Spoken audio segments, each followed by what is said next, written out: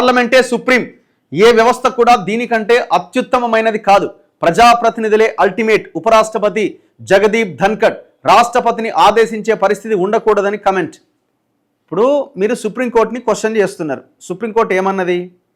రాష్ట్రపతి దగ్గరికి వచ్చే బిల్లులు 3 నెలలకు పైన పెండింగ్లో ఉండడానికి వీల్లేదు అని చెప్పింది.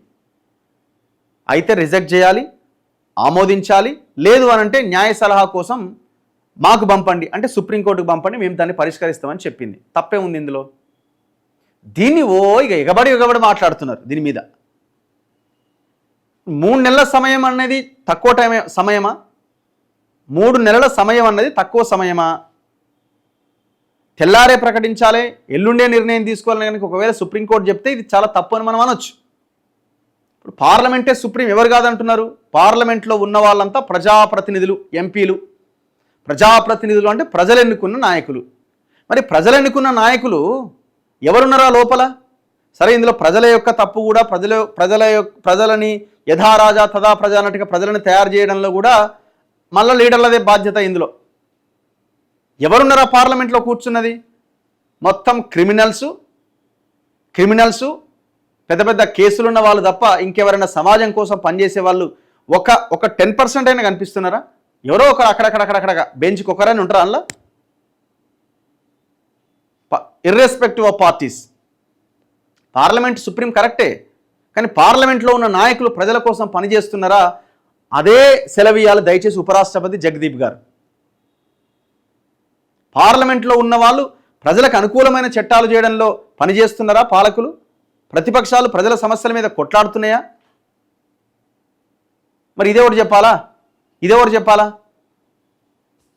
ఏది ఏమైనా ఒక గవర్నర్ని కానీ, ఒక రాష్ట్రపతిని కానీ, ఇంకెవరినైనా కానీ నియమించాలంటే ఎవరిని నియమిస్తున్నారు? ఎవరు అధికారంలో ఉంటే వాళ్ళకు అనుకూలమైన వాళ్ళని నియమించుకుంటున్నారు. వాళ్ళు ప్రజల కోసం పనిచేస్తున్నారా? రాజ్యాంగబద్ధంగా పనిచేస్తున్నారా? అన్ని సమయాల్లో కొన్ని మంచి నిర్ణయాలు తీసుకున్న వాళ్ళు ఉండొచ్చు, లేరని నేను అంటలేను. తప్పుడు నిర్ణయాలు కూడా తీసుకుంటున్న సందర్భాలు కూడా మనకు కనిపిస్తున్నాయి. ఏమి జరిగినా మౌనంగా ఉన్న సందర్భాలు కూడా కనిపిస్తున్నాయి. మౌనం నేరమే కదా. తప్పు జరిగి మనం మౌనంగా ఉండి చూస్తున్నామంటే అది నేరం కిందనే లెక్క.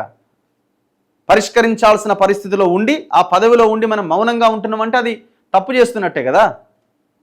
నువ్వు ఏదో ఓపెన్గా తప్పు చేయాల్సిన అక్కర్లే, మౌనం కూడా నేరమే. జరగట్లేదు అట్లా ఈ దేశంలో. మీరు చెప్పాల్సింది అన్ని వ్యవస్థలు ఫస్ట్ ప్రక్షాళన కావాలి. ఆ దిశగా మరి మీరు కూడా ప్రయత్నం చేయండి.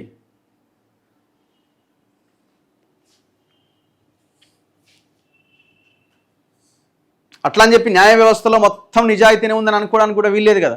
నోట్ల కట్టలతో దొరికే ఒక జడ్జి ఇవాళ కూడా మనం ఎన్నో కోట్లలో మనం న్యాయం కోసం పోతే ఏం జరుగుతుందో మనం చూస్తున్నాం. సామాన్యుడికి న్యాయం దొరుకుతుందా? అట్లా ఏ వ్యవస్థ చూసినా అదే రకంగా పొల్యూటెడ్ అయిపోయి ఉన్నాయి.